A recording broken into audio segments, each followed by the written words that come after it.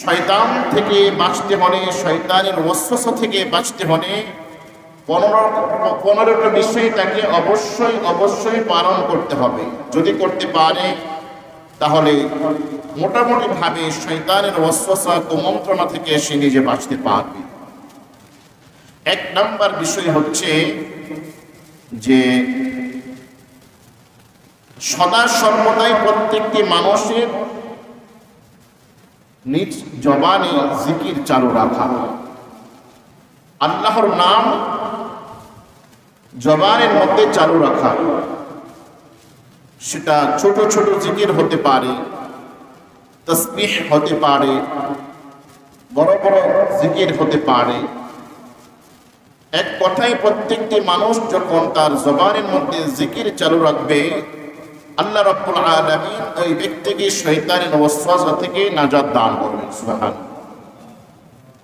2 number হচ্ছে সকাল সন্ধ্যায় মাসনুন দোয়াগুলো পড়া। সকাল এবং সন্ধ্যায় রাসূল পাক সাল্লাল্লাহু আলাইহি ওয়াসাল্লামের যে মাসনুন দোয়াগুলো আছে, বাদ ফজর, বাদ মাগরিব, এই দোয়াগুলো নিজের ব্যক্তিগত জীবনে একেবারে এমনভাবে স্থাপন করা যাতে কোনো ক্রমেই সেই মাসনুন দোয়াগুলো বাদ ফজর, বাদ মাগরিব না ছুটে। 3 নাম্বার হচ্ছে প্রতিটি কাজে বিসমিল্লাহ পড়া। প্রতিটি কাজে বিসমিল্লাহ পড়া। বিসমিল্লাহর বরকত এমন, যে ব্যক্তি বিসমিল্লাহ বলে কাজ শুরু করবে, ওই ব্যক্তির মাঝে এবং শয়তানের মাঝে এমন একটা পর্দা, এমন একটা আড়াল সৃষ্টি করে দিবেন আল্লাহ রাব্বুল আলামিন, যে বিসমিল্লাহর বরকতে ওই পর্দা আবরণ শয়তান এবং ব্যক্তির মাঝে যখন পড়বে, শয়তান আর ওই ব্যক্তির মাঝে প্রবেশ করতে পারবে না। সুবহানাল্লাহ। 4 নাম্বার হচ্ছে তাআউযুজ করা, অর্থাৎ বিসমিল্লাহর পূর্বে যে আমরা আল্লাহ রাব্বুল আলামিনের কাছে শয়তান থেকে আশ্রয় প্রার্থনা করি, আউযু বিল্লাহি মিনাশ শাইতানির রাজীম, এটাকে বলে তাআউযুজ, আর বিসমিল্লাহকে বলে তাসমিয়া। যাই হোক, 4 নাম্বার হচ্ছে তাআউযুজ পড়া, বিতাড়িত শয়তান থেকে মহান আল্লাহ সুবহানাহু ওয়া তাআলার কাছে নিরাপত্তা চাওয়া। 5 নাম্বার হচ্ছে প্রত্যেকটি মানুষ সদা সর্বদাই অজু অবস্থায় থাকা।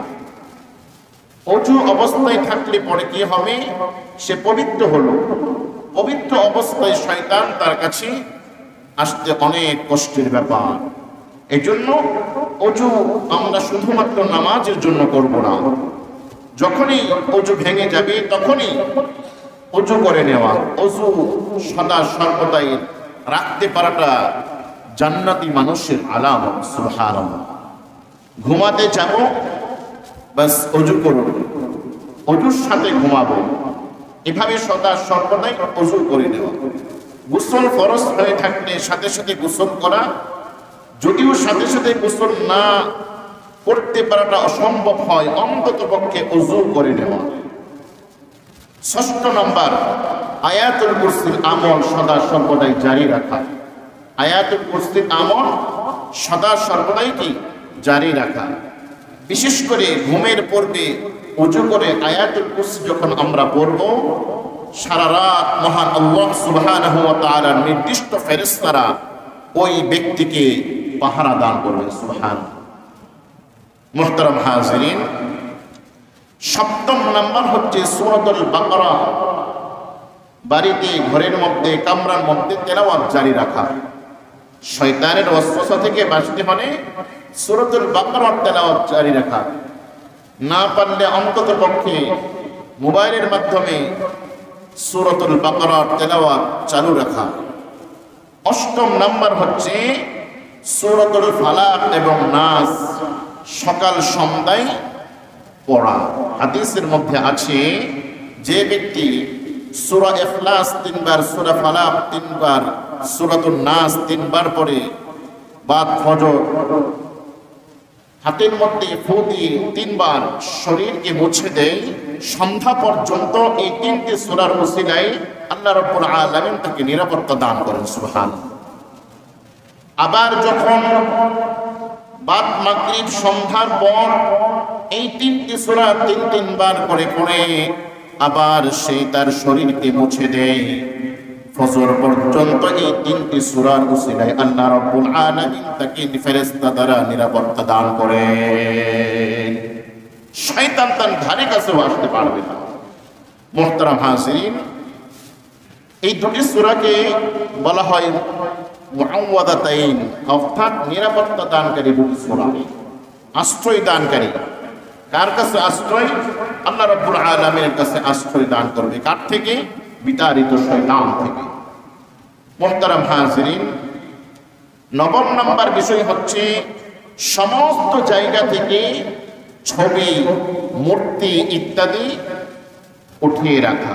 অর্থাৎ আমাদের ঘরে, আমাদের শোকেসের মধ্যে অনেক সময় ছবি থাকে, কিংবা ছোট্ট ছোট্ট মূর্তির ছবি থাকে।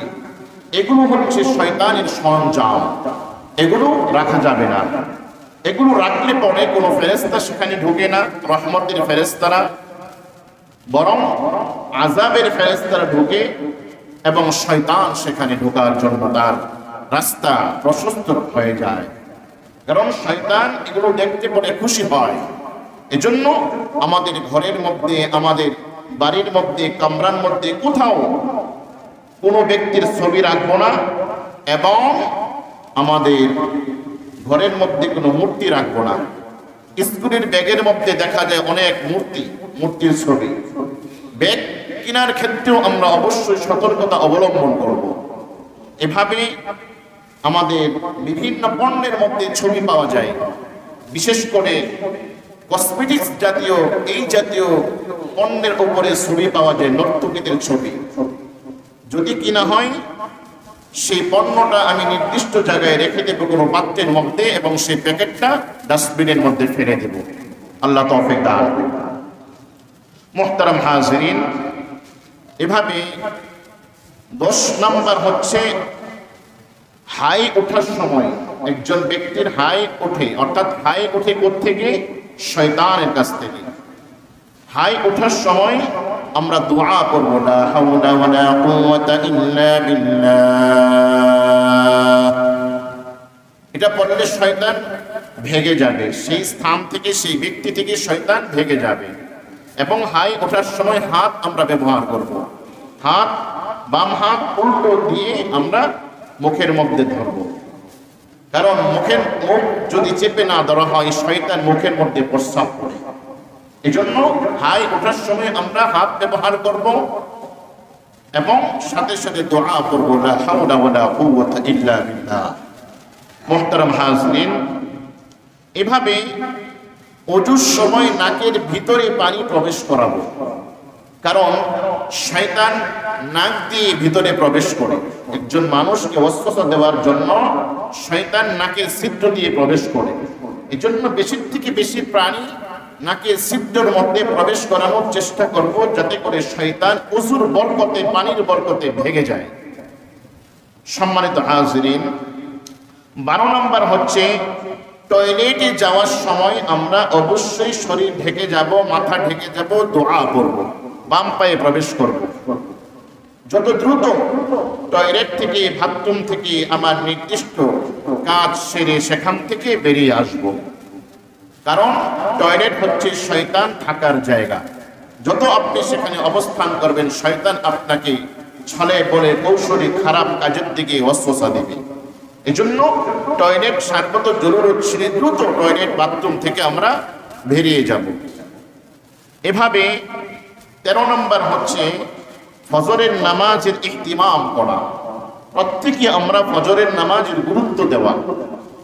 দিনের প্রথম শুরু নামাজ যদি আমরা গুরুত্বের সাথে আদায় করতে পারি, তাহলে দেখবেন যে শরীরের মধ্যে একটি শক্তি আসবে। শয়তান সহজে আপনাকে দিনের শুরুর অগ্নি আপনাকে কাবু করতে পারবে না। এজন্য ফজরের নামাজে ইমাম করা, গুরুত্বের সাথে ফজরের সুন্নত এবং ফজরের নামাজ আদায় করা। আল্লাহ তৌফিক দান করুন। এভাবে 14 নম্বর বিষয় হচ্ছে মসজিদে প্রবেশের সময় মসজিদে ঢোকার যে 5টি সুন্নত দোয়া সহ সেটা কি আদায় করা। তা ব্যতীত আরো একটি বিশেষ দোয়া আছে, শয়তান যেন ধোঁকা না দিতে পারে, ওয়াসওয়াসা দিতে না পারে। সেটি হচ্ছে আউযু বিল্লাহিল আযীম ওয়া বিওয়াজহিল কারীম ওয়া সুলতানিহিল কদীম মিনাশ শাইতানির রাজীম। এই দোয়াটা ওই 5টি সুন্নতের সাথে আদায় করা। বর্ণনাত্মক বিষয় হচ্ছে শয়তানের থাকার জায়গা না থাকা, অর্থাৎ শয়তানের থাকার জায়গা আরো অনেক রয়েছে। নির্জন ঘর, একাকিত্ব ঘর এবং পুরাতন বাড়ি, এই সমস্ত জায়গায় যখন আমরা যাব, আমরা সেখানে বেশিক্ষণ অবস্থান করব না, দ্রুততার সাথে কাজ সেরে আমরা সেখান থেকে বেরিয়ে আসব। এভাবে আমরা যদি এই 15টি বিষয় ভালোভাবে খেয়াল করে মনে রেখে আমরা এই সমস্ত আমলগুলো করতে পারি, আল্লাহ সুবহানাহু ওয়া তাআলা আমাদেরকে শয়তানের ওয়াসওয়াসা থেকে আমাদেরকে মুক্তি দান করবে, সুবহানাল্লাহ, এবং তার রহমতের নিরাপত্তার চাদরে ঢেকে আমাদেরকে হেফাজত করবে। আল্লাহ রাব্বুল আলামিন আমাদের সকলকে শয়তানের সমস্ত চক্রান্ত থেকে আমরা নিজেরা যেন বাঁচতে পারি, আমাদের সন্তানাদিকে বাঁচাতে পারি এবং আমলে আমরা যেন ইখলাসের সাথে যুক্ত হতে পারি। আল্লাহ রাব্বুল আলামিন আমাদের সকলকে সেই তৌফিক দান করুন, আমিন। মুহতারাম হাজিরিন, এবার আসুন যে আমাদের দ্বিতীয় বড় শত্রু হচ্ছে, যেটা শয়তান থেকে আরো মারাত্মক, সেটা হচ্ছে নফস। সেটা হচ্ছে কি? নফস। দ্বিতীয় নম্বর শত্রুর নাম কি? সকলে বলেন, দ্বিতীয় নম্বর শত্রুর নাম কি? নফস। কি বলেছি? শয়তান থেকে আরো মারাত্মক আমাদের নিজেদের নফস। প্রমাণ, শয়তান যখন মহান আল্লাহ সুবহানাহু ওয়া তাআলার হুকুম প্রাপ্ত হলো যে হে ফেরেশতারা তোমরা কি করো? আদমকে সিজদা করো। কিন্তু ইল্লা ইবলিস, ইবলিস ব্যতীত সকলে সিজদা করলো, কিন্তু ইবলিস সেটা করলো না। কেন করলো না? নিজের নফসের ধোঁকায় সে পড়ে গেল। শয়তানের আগে কোনো শয়তান ছিল? সকলে বলেন, জোরে বলেন, শয়তানের আগে কোনো শয়তান ছিল? তাহলে প্রশ্ন জাগে, শয়তান কি কোন জিনিসটা তাকে ধোঁকা দিল? কোন জিনিস ধোঁকা দিল? শয়তান কি ধোঁকা দিয়েছে তার আত্মা, তার নফস। শয়তান কি ধোঁকা দিয়েছে নফসের সবচেয়ে মারাত্মক ধরনের রূপ, সেটা হচ্ছে অহংকার। সেটা কি? অহংকার। কি অহংকার? আল্লাহ রাব্বুল আলামিন তো জিজ্ঞাসা করেছিল, মা মানাআকা আল্লা তাসজুদা ইয আমারতুক, যে তোমাকে কোন জিনিস আদমকে সিজদা করতে বারণ করেছে, বাধা দিয়েছে? তখন শয়তান কি বলেছিল? আনা খায়রুম মিনহু খলাকতানি মিন নার ওয়া খলাকতাহু মিন তিন। আরে হে আল্লাহ, আমাকে তুমি আগুন দ্বারা সৃষ্টি করেছো, আগুনের খাসিয়ত হচ্ছে উপরের দিকে ওঠা। আদমকে তুমি মাটি দ্বারা সৃষ্টি করেছো, মাটির খাসিয়ত হচ্ছে নিচের দিকে নামা। উপরের জিনিস মাটিকে সিজদা করবে, এটা আমার যুক্তিতে আসে নাই বিদায় আমি তোমার হুকুমকে লঙ্ঘন করেছি। নাউযুবিল্লাহ। তাহলে আত্মার যে রূপ অহংকার, সে অহংকার শয়তানকে বাধা প্রদান করেছে আল্লাহর হুকুমকে অমান্য করা। তাহলে শয়তানকে কে ধোঁকা দিয়েছে? নিজের আত্মা। তাই আসুন আত্মা সম্পর্কে আমরা কিছুটা ধারণা নেই। সম্মানিত উপস্থিতি, নফস আরবিতে শব্দ হচ্ছে নফস। নফসের আবিধানিক অর্থ হচ্ছে যে মন, আত্মা, কুপ্রবৃত্তি কিংবা প্রবৃত্তি ইত্যাদি। একজন মানুষের নফস একটাই। নফস কি? একটাই। কিন্তু এই নফস স্থান, কাল, পাত্র ভেদে কখনো ভালো থাকে, কখনো চূড়ান্ত পর্যায়ে ভালো থাকে। কিন্তু স্বাভাবিকভাবে নবী এবং রাসূলদের নফস ব্যতীত প্রত্যেকটা মানুষের নফস জন্মসূত্রে তার নফস খারাপের দিকে মাইল হয়। জন্মসূত্রে স্বভাবগতভাবে প্রত্যেকটা মানুষের নফস, আত্মা খারাপের দিকে ধাপিত করে। তার প্রমাণ মহান আল্লাহ সুবহানাহু ওয়া তাআলার কুরআন। আউযু বিল্লাহি মিনাশ শাইতানির রাজীম। وما أبرئ نفسي إن النفس لأمارة بالسوء বিসসু, যে ওমা উবাররিউ নাফসি ইন্নান নাফসা লাআম্মারাতুন বিসসু, যে নফসে আম্মারা এমন একটি নফস যেটা প্রত্যেক মানুষ জন্মগ্রহণ করার সাথে সাথে তার নফসে আম্মারা হয়ে যায়, অর্থাৎ তাকে শুধু খারাপের দিকেই ধাপিত করে। প্রত্যেকটা শিশু বাচ্চা দেখবেন স্বাভাবিকভাবে ছোট কাল থেকে সে খারাপের দিকেই মায়ের থাকে এবং বালেগ হওয়ার পর খারাপের দিকেই মায়ের হয়। প্রশ্ন করতে পারেন, হুজুর, জন্মসূত্রে খারাপের দিকে মায়েল হয় একটা নফস, তাহলে মহান আল্লাহ রাব্বুল আলামিন তো এই নফস দান করেছেন এবং খারাপের দিকে তিনি ধাপিত করতেছেন। হ্যাঁ, আপনার প্রশ্ন সঠিক, তবে উত্তর হচ্ছে মহান আল্লাহ সুবহানাহু ওয়া তাআলা প্রত্যেকটা মানুষকে দুনিয়ার মধ্যে পাঠাচ্ছেন কেন? প্রত্যেকটা মানুষকে দুনিয়ার মধ্যে পাঠাচ্ছেন তাকে পরীক্ষা করার জন্য। পরীক্ষা করার জন্য যেহেতু দুনিয়ার মধ্যে পাঠাচ্ছেন, তো ভালো নফস দিয়ে পাঠাবেন না, এটাই স্বাভাবিক।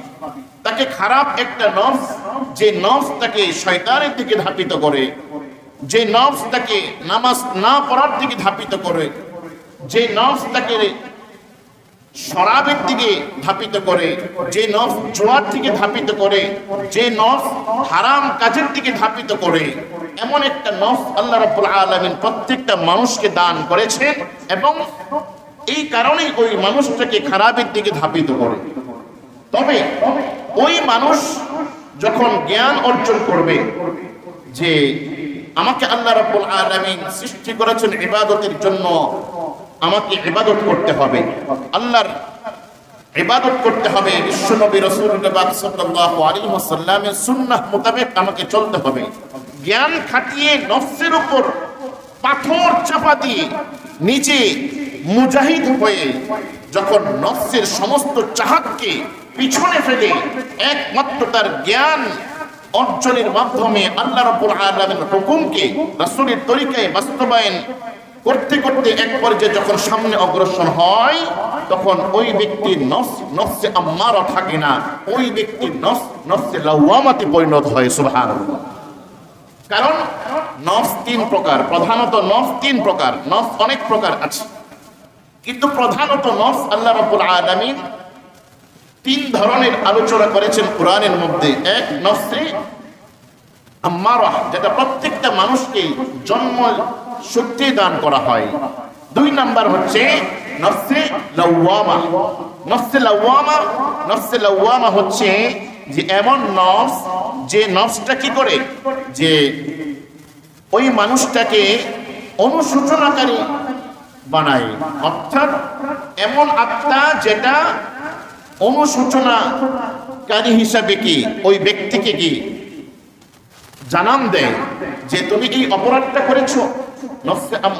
নফসে আম্মারা যখন থাকে একটা খারাপ কাজ করে, তখন তার মধ্যে একটা অনুশোচনা জাগে যে আমি এই কাজটা খারাপ করেছি। জুয়ার আসরে আমি গিয়েছি, যখন হেরে টেরে সবকিছু হয় তখন এক পর্যায়ে বাড়িতে চলে আসে, তখন তার মধ্যে আফসোস সৃষ্টি হয়। এক পর্যায়ে সে তওবা করে যে আর যাব না, আর নামাজ ছাড়বো না, আর জুয়া খেলবো না, আর শরাব পান করবো না, আর জিনা করবো না। এই যে এত মারাত্মক ধরনের অপরাধ কখন করেছে? নফস যখন কি নফসে লাওয়ামাতে ছিল, নফসে আম্মারাতে ছিল, আর যখন তার মধ্যে অনুশোচনা জেগেছে, তখন এই জায়গাটা কে করেছে জাগ্রত? নফসে লাওয়ামা করেছে। তখন তওবা করার মাধ্যমে তার নফসটা পরিবর্তন হয়ে নফসে লাওয়ামাতে পরিণত হয়। সুবহানাল্লাহ। নফসে লাওয়ামা কি?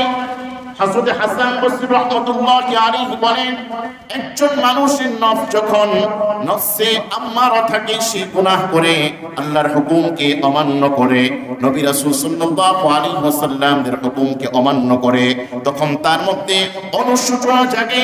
এক পর্যায়ে যখন তার নফস ভালোর দিকে, তওবার দিকে ধাপিত হয়ে যায়, হযরত হাসান বসরি রাহমাতুল্লাহি আলাইহি বলেন, তখন ওই ব্যক্তির নফসে আম্মারা পরিবর্তন হয়ে ওই ব্যক্তির নফসটা নফসে লাওয়ামাতি হয়ে যায়। সুবহানাল্লাহ।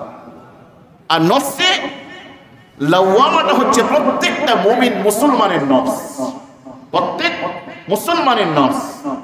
আবার যখন ওই ব্যক্তি মুমিন, যে ব্যক্তির নফসটা নফসে লাওয়ামাতে পরিণত হয়ে গিয়েছে, ওই ব্যক্তি মুজাহাদা করতে করতে তার দৃঢ়তা এমন ভাবে হয়ে যায়, তার বিশ্বাস এমন ভাবে স্থাপিত হয়, এক পর্যায়ে ওই ব্যক্তির নফসটা নফসে মুতমাইন্নাতে পরিণত হয়ে যায়। সুবহানাল্লাহ।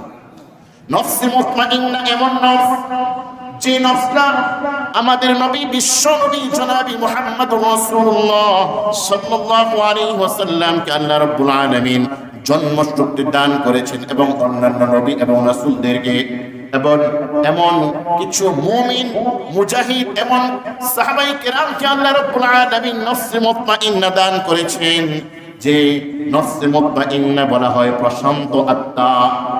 নফসে মুতমাইন্নার অর্থ হচ্ছে প্রশান্ত আত্মা।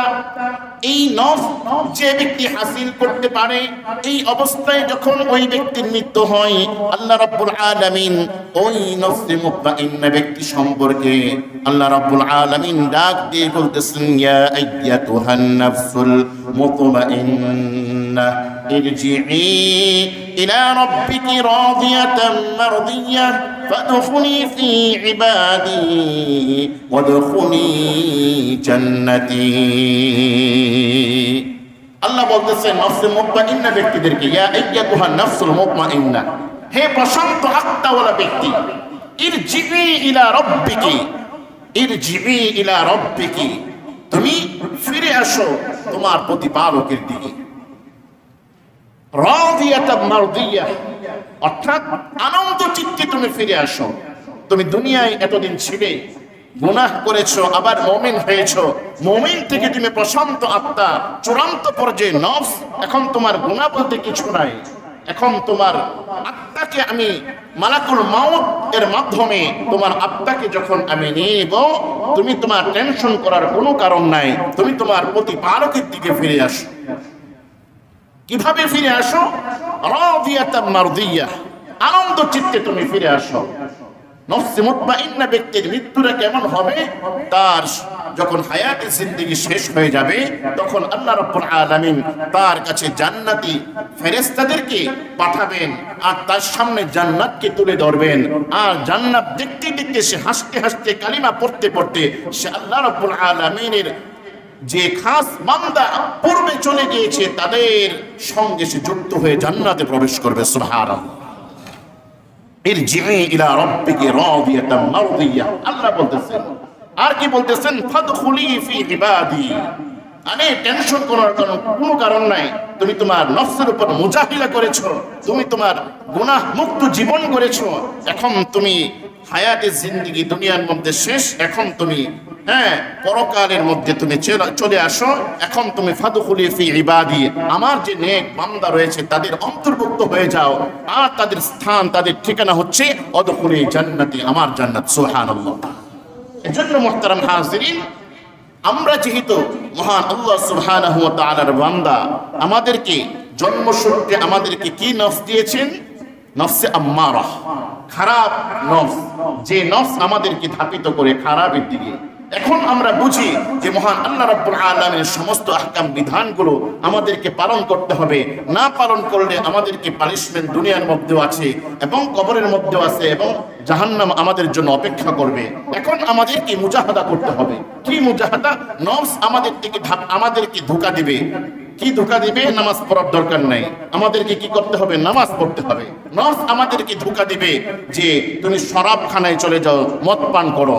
আমাদেরকে কি করতে হবে? আমাদেরকে কি করতে হবে? ভালো জায়গায় অবস্থান করতে হবে, ওই স্থান ত্যাগ করতে হবে। নফস আমাদেরকে বলবে জুয়া খেলো, আমাদেরকে কি করতে হবে? জুয়ার আসর ছেড়ে, সঙ্গ ছেড়ে আমাদেরকে ভালো জায়গায় অবস্থান করে সে সঙ্গ ত্যাগ করতে হবে।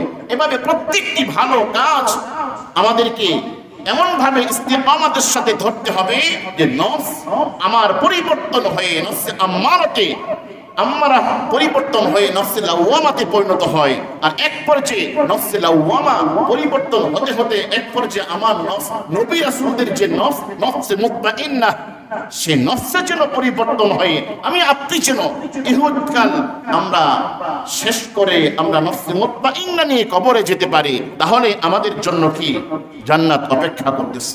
আল্লাহ তৌফিক দান করুন। সম্মানিত হাজিরিন, যে নফস আমাদেরকে, শয়তান তো আমাদেরকে অনেক প্রকার অনেকভাবে আমাদেরকে ধোঁকা দেয়, আমাদেরকে কি ধোঁকা দেয়। এখন আমাদেরকে নফস আমাদেরকে কিভাবে, কোন পদ্ধতিতে ধোঁকা দেয়, মুজতাহিদ এবং মুহাক্কিক হযরত উলামায়ে কেরামগণ আমাদেরকে সতর্ক করেছেন যে নফস কিভাবে ধোঁকা দেয়। নফসের ধোঁকা থেকে যদি আমরা বাঁচতে চাই তাহলে আমাদেরকে কি করতে হবে? কয়েকটি কাজ করতে হবে। এক নাম্বার কাজ হচ্ছে ফজরের নামাজের পূর্বে ঘুম থেকে ওঠা। নফস চাইবে এই মাত্র ঘুমিয়েছো, এই আরামের ঘুম, তুমি কিভাবে ফজরের নামাজ পড়ার জন্য তুমি উঠবে? ঘুমাও ঘুমাও ঘুমাও। এখন আমাকে কি করতে হবে? শরীরকে ঝাড়া দিয়ে আরামের বিছানাকে হারাম করে আল্লাহর হুকুমকে বাস্তবায়ন করার জন্য আমাকে ফজরের নামাজ পড়তেই হবে। তাহলে কি হবে? নফসকে আমি এমন ভাবে পাথর চাপা দিলাম যে আমার নফস স্বভাবগতভাবে যে নফসটা ছিল নফসে আম্মারা, সেটা পরিবর্তন হয়ে নফসে লাওয়ামাতে ঢুকে যাবে। সুবহানাল্লাহ। এই জন্য আমাকে ফজরের নামাজ পড়ার জন্য আগে আগে উঠতে হবে। ফজরের সুন্নত, তাসবিহ, তাহমিদ, কুরআন তেলাওয়াত এবং ফজরের নামাজ আদায় করে নামাজের পর যে সমস্ত মাসনুন দোয়াগুলো আছে সেগুলো আদায় করতে হবে। তাহলে নফসের যে ধোঁকা, সেই ধোঁকা থেকে আমি বাঁচতে পারবো। 2 নাম্বার হচ্ছে বেশি না খাওয়া, কম খাওয়া। আল্লাহ রাব্বুল আলামিন দুনিয়ার মধ্যে আমাকে আপনাকে পাঠিয়েছেন কি জন্য? আমাকে আপনাকে দুনিয়ার মধ্যে পাঠিয়েছেন ইবাদত করার জন্য। আর সেই ইবাদত করার জন্য শরীর সুস্থতা রাখা দরকার। এই জন্য শরীর সুস্থতা রাখতে গিয়ে আমাকে আপনাকে সুন্নত মোতাবেক খেতে হবে। আমাকে আপনাকে সুন্নত মোতাবেক খাওয়ার জন্য কি করতে হবে? আল্লাহ রাসূল সাল্লাল্লাহু আলাইহি ওয়াসাল্লামের জীবনীকে তালাশ করতে হবে। আল্লাহ রাসূল সাল্লাল্লাহু আলাইহি ওয়াসাল্লাম নিজে খেয়েছেন, সাহাবায়ে কেরাম খেয়েছেন।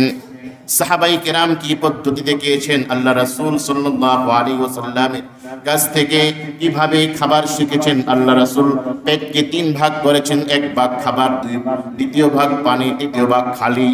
এভাবে আমি আপনি যদি খাবার খেতে পারি তাহলে নফসের ধোঁকায় আর পড়ব না। নফসের ধোঁকা থেকে আমি আপনি বাঁচতে পারবো। যত খাবার পেটের মধ্যে যাবে, নফস আমাকে ঘুমের দিকে ধাবিত করবে, নফস আমাকে অলসতার দিকে ধাবিত করবে। নফস এমন এক জিনিস, আপনি আমি নফসের ধোঁকা থেকে যদি বাঁচতে চাই তাহলে অবশ্যই সুন্নাহ মোতাবেক খাবার খেতে হবে।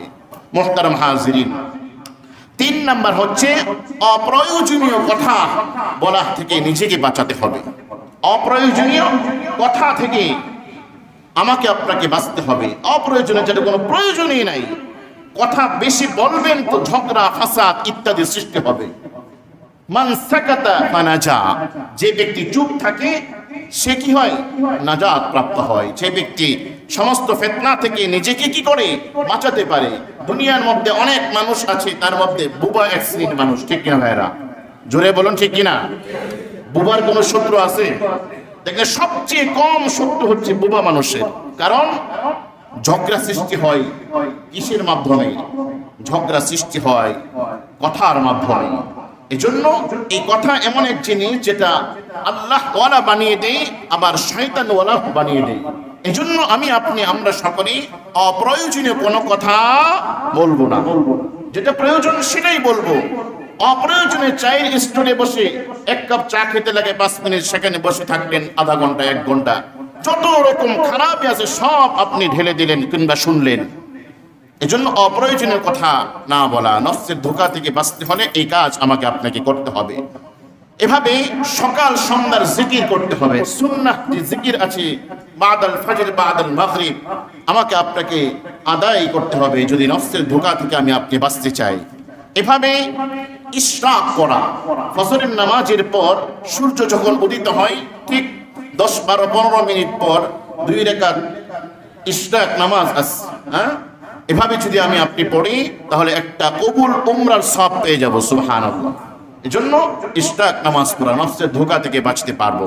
মুহতারাম হাজিরিন, এভাবে কোরআন তেলাওয়াত করা, অপ্রয়োজনীয় কথা না বলে আমি আপনি ওই সময়টা জিকির করি, ওই সময়টা কোরআন তেলাওয়াত করি, যা পারি তাই করি, তাহলে নফসের ধোঁকা থেকে আমি আপনি বাঁচতে পারবো। 8 নাম্বার, ঘুম কমানো, বেশি ঘুমানো না। ডাক্তারের থিওরি অনুযায়ী একজন মানুষ 6, 7, 8 ঘন্টা ঘুমালেই যথেষ্ট। এই জন্য ঘুমের সময় ঘুম আর কাজের সময় কাজ করা। কাজের সময় যদি ঘুমিয়ে থাকেন তাহলে সেই কাজ আদৌ করা হবে না। আর আল্লাহ রাব্বুল আলামিন রাত দিয়েছেন কেন? আল্লাহ রাব্বুল আলামিন রাত দিয়েছেন একজন মানুষ আরাম করার জন্য, দিন দিয়েছেন কাজের জন্য। আর আমাদের অবস্থা হচ্ছে আমরা এশার নামাজ 10টার মধ্যে আমরা ঘুমানো একেবারে প্রত্যেকের জন্য আবশ্যক, কিন্তু আমরা আমাদের অবস্থা এরকম হয়েছে আমরা 10টা বাজে সবেমাত্র ঘরের মধ্যে ঢুকি, সেখানে বাস মোবাইল, আমরা সোশ্যাল মিডিয়া ইত্যাদির মধ্যে ঢুকতে ঢুকতে আমরা 12টা, 1টা, 2টা, 3টা বাজে। যখন ফজরের আজান হয় অনেক ভাইরা তখন শয়তান তাকে ধোঁকা দেয়, আরে রাত তো শেষ, আজান দিছে, তাড়াতাড়ি ঘুমা, তাড়াতাড়ি কি ঘুমা। আজান হয়, ফজরের নামাজ না পড়ে আমরা তখন ঘুমিয়ে যাই, সকাল 10টা, 11টা, 12টায় উঠি। তাহলে আল্লাহ রাব্বুল আলামিনের বিধানের বিপরীত আমরা করলাম, তাহলে আমরা কিভাবে নফসের ধোঁকা থেকে বাঁচবো? এই জন্য আল্লাহর দেওয়া রাত আরামের জন্য আমরা সেটা আরাম হিসাবে গ্রহণ করি। আর দিন দিয়েছেন আল্লাহ রাব্বুল আলামিন কিসের জন্য? কাজের জন্য। সেই দিনকে কাজ হিসাবে আমরা গ্রহণ করি। এভাবে 9 নম্বর বিষয় হচ্ছে যে দৃষ্টি হেফাজত করা। নফসের অন্যতম একটা বিষয় হচ্ছে নফসের ধোঁকা থেকে বাঁচতে হলে যে দৃষ্টি হেফাজত করা। আমাদের দৃষ্টি, প্রত্যেকের দৃষ্টি, আমি আল্লাহওয়ালা কিংবা আপনি মধ্যম আল্লাহওয়ালা কিংবা আমরা সকলে আল্লাহওয়ালা, তারপরে যখন আমরা রাস্তাঘাটে বের হব শয়তান আমাদের দৃষ্টিটা কোথায় নিয়ে যায়? খারাপের দিকে নিয়ে যায়। এজন্য দৃষ্টি নিচের দিকে তাকিয়ে তাকিয়ে আমরা কি সামনের দিকে অগ্রসর হব। যখন মোবাইল চালাবো তখন নিজের দৃষ্টিকে হেফাজত করব, যেটা অপ্রয়োজনীয় সেদিকে আমরা যাব না, মোবাইল কম চালাবো, তাহলে আমাদের দৃষ্টিকে হেফাজত থাকবে। মুহতারাম হাজিরিন, 10 নম্বর হচ্ছে ভরা পেটে না খাওয়া। খাবার খেয়েছি, তারপরেও এক জায়গায় গিয়েছি, সেখানে নাস্তা দিল, আমার কিন্তু ভরা পেট, তারপরেও লোভনীয় জিনিস, একবারে টাঙ্গালের চমচম, একবারে কুমিল্লার রসমালাই, এখন খাবার পেট ভরে খেয়ে আসছি আমি বাড়ি থেকে কিংবা অন্য জায়গায়, এখন লোভনীয় খাবার সেটা যদি আমি খাই তাহলে আমার পেটের জন্য ক্ষতি হবে না? অবশ্যই ক্ষতি হবে। পেট ভরা তারপরে খাবার খাইলেন, নফস আমাকে খারাপের দিকে মাইল করবে। এই জন্য পেট ভরা অবস্থায় কখনো আমরা কি খাবো না, তাহলে পেটের মধ্যেও গন্ডগোল হওয়ার সম্ভাবনা আছে। মুহতারাম হাজিরিন, এভাবে আমরা 12 নম্বর হচ্ছে তাহাজ্জুদ নামাজের অভ্যাস করা। তাহাজ্জুদ নামাজের কি অভ্যাস করা, কিংবা নফল নামাজ আমরা মাঝে মাঝে পড়তে পারি দৈনিক। এভাবে আমরা সালাতুল আসরের পূর্বে 4 রাকাত সুন্নাহ নামাজ আমরা পড়তে পারি, এবং মাগরিবের পর আমরা আওয়াবির নামাজ 12 রাকাত সেটা পড়তে পারি, 8 রাকাত, এবং তাহাজ্জুদ পড়তে পারি। এভাবে নফল নামাজের অভ্যাস করা, তাহলে নফসের ধোঁকা থেকে বাঁচা যাবে। মুহতারাম হাজিরিন, এভাবে মাঝে মাঝে কি রোজা রাখা, বিশেষ করে সোমবার এবং বৃহস্পতিবার সুন্নাহ রোজা রাখা, এটা রাখলে নফসের ধোঁকা থেকে আমি আপনি বাঁচতে পারবো। 14 নম্বর, অজু করে ঘুমানো। অজু করে ঘুমালে পড়লে নফস আমাকে কি তেমন ধোঁকা দিতে পারবে না। 15 নম্বর বিষয়, গুরুত্বপূর্ণ বিষয়, সর্বোপরি বিষয় হচ্ছে আমি আপনি আমরা সকলেই আমরা কি শয়তান এবং নফসের ধোঁকায় আমরা পড়ে যাই। এটার থেকে সবচেয়ে উত্তম অ্যান্টিবায়োটিক ওষুধ হচ্ছে আল্লাহ ওয়ালাদের সুহবত গ্রহণ করা। বলেন সুবহানাল্লাহ।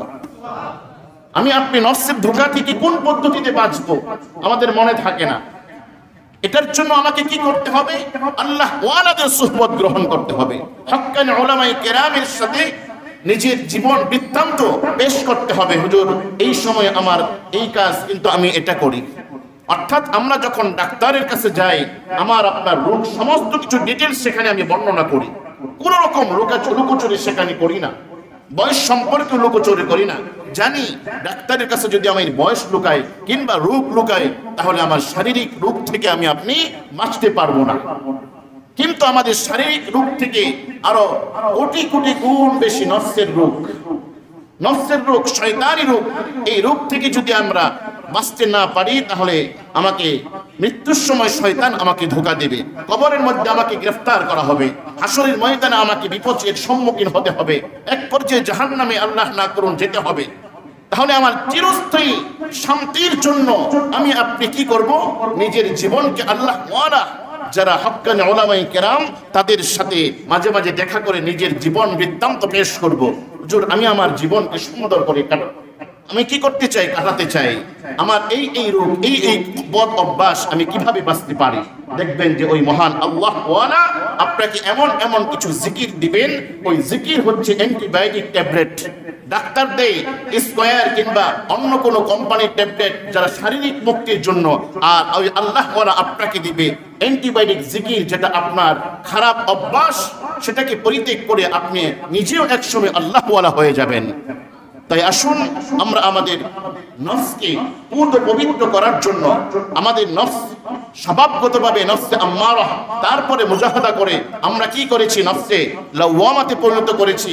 আমরা যদি নফসে মুতমাইন্নাতে নিজেদের নফসকে পরিবর্তন করতে চাই, এই দুনিয়ার মায়া ত্যাগ করে আমরা আখিরাতের মায়া নিজের মধ্যে আমরা ফিট করতে চাই, আমরা ঈমান নিয়ে মৃত্যুবরণ বরণ করতে চাই, তাহলে অবশ্যই আমাদের জীবনকে এক আল্লাহ ওয়ালাদের কাছে কি সুপর্দ করতে হবে।